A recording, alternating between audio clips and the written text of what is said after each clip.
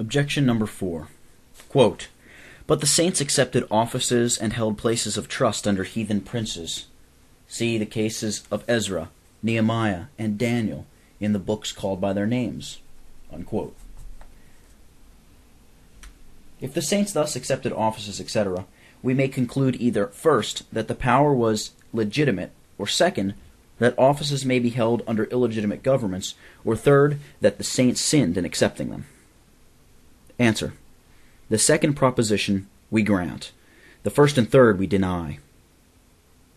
Let us inquire whether, because David lawfully held an office in Babylon, either of these two propositions will necessarily follow. That is, first, that he recognized the government in Babylon as legitimate, or second, that we may lawfully hold and execute all offices without exemption under the American Constitution. As to the first of these, I would observe the principles laid down in the fourth particular of the preceding head of this discourse respecting the holding of offices, etc., if justly applied, will solve this question. There are laid down in that place certain principles ascertaining what offices may not be held without homologating an immoral constitution. Here I would lay down a principle which may be of use to ascertain positively what offices may be held without criminality, be the government never so wicked. Any office may be held or service engaged in upon the three following conditions. First, that the duties belonging to it be right in themselves. Second, that they be regulated by a just law. Third, that there be no oath of office required, but faithfully to execute official duties. Let these be the stipulations, and an office may be held under any power, however immorally constituted, without an homologation of its immorality. Suppose I were in Algiers, residing there at pleasure.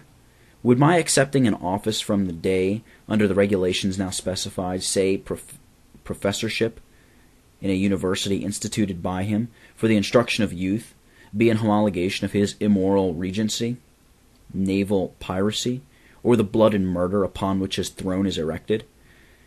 If there as a slave, would not the appointment be still more eligible? This corresponds with the situation of the captives in Babylon. It does not, therefore, follow that holding an office necessarily supposes either that the government be lawful, or if not, that the person holding the office is implicated in the immorality. With respect to the second thing, suppose to follow from Daniel's holding an office in Babylon, that is, that we may hold an office without exception under the American Constitution, it may be observed that in order to this, the cases must be parallel, and then it will be readily granted. But the cases are vastly different. The immorality of the Babylonish government was indefinite. They had no fixed constitution. The monarch was legislator. His will was the law of the realm, Daniel 5, verse 19, quote, "Whom he would he slew, and whom he would he kept alive," unquote. We are not certain whether there was anything essential to this government but mere physical force, and that is neither moral nor immoral in itself. But in the American constitutions, almost everything is specific and essential to the social compact, and, though we are no advocates for absolute government, where the monarch's will is the law, nay, though we think that constitutions and laws cannot be too specific and definite, yet we are of the opinion offices may be held under absolute princes whose wills are limited by no fixed constitution, without being implicated in any criminality, when they cannot be so held under some more specifically constituted. In these, officers are usually entangled with the immorality of the Constitution, to which also allegiance is, in almost all cases, required. In those, there is no immoral constitution to swear allegiance to, and if the monarch's will, which resembles a standing legislature, command that which is immoral, it ought not to be obeyed any more than an unjust law, even when there is a just and moral constitution. Daniel had not therefore to swear to support an immoral constitution, for there was none. If it be pleaded that the monarch's will was the Constitution, this, even if admitted, makes no difference. The office was either such as required allegiance to this Constitution, or did not. If the latter, it is the thing contended for, that is, that there was no immoral obligation connected with his office. If the former, he was perjured, not only by breaking it in several instances, but in taking it also, for he swore to a blank, i.e., to perform he knew not what. But there is no account of Daniel's coming under any such obligation. Indeed, it would have been inconsistent with the smiles of heaven, which he and others in office evidently enjoyed. Let us suppose a case similar to that of Daniel, and another similar to our situation at present under the American constitutions. This may serve as an illustration of the general principle here contended for. Let one man be taken prisoner by a party of Indians intending to explore the headwaters of the Mississippi. They have no particular system laid down for regulating their conduct during the expedition. They are under the command of a chief, whose will is the law, and who has power to punish in case of disobedience. Let another, in Providence, be residing among a party engaged in the peaceful pursuits of agriculture, and now and then trafficking in furs, the product of their hunting excursions. Let this party have a small system of rules, specifically providing for every office that may be necessary in the community. Let all the rules of this little system be just and equitable, save one. Suppose the exceptional one to be that every morning and evening the officers shall take care that those under their respective charges shall powwow or worship the devil, as it is said some of the Indian tribes are accustomed to do. Let an oath to support and maintain this little code be made by the community, an essential qualification of holding any office. Now, supposing these two men are called to accept offices in their respective tribes, may they both comply with good consciences? Or rather, may not the one of whom no immoral stipulation is required safely do it, and, if commanded to do what is wrong, imitate Daniel, who, at the risk of his life, disobeyed the king's commandment?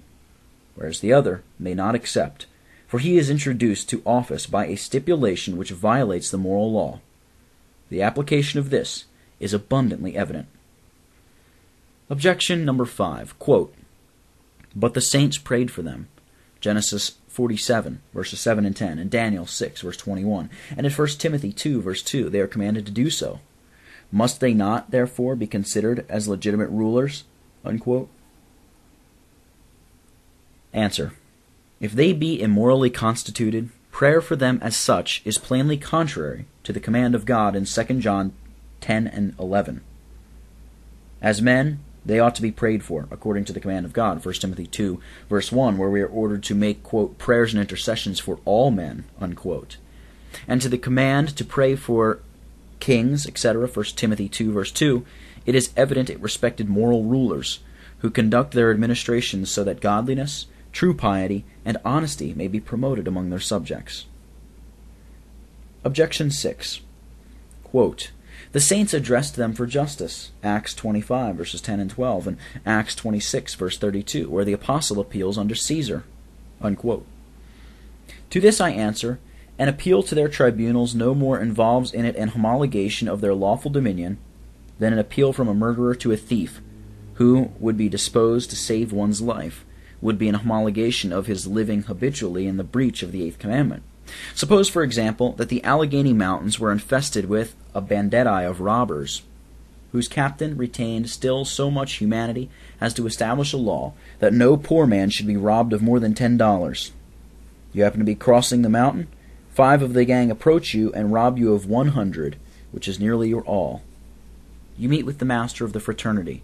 You know the law, and believe that he still has as much humanity remaining as will induce him to execute it.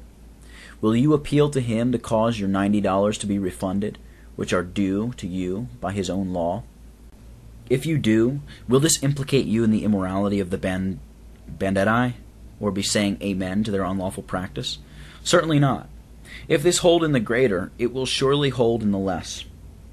If an appeal may be made to the captain of a band of robbers without implication to his criminality, much more to these institutions which, though wrong in some fundamentals, are yet aiming at the good of civil society.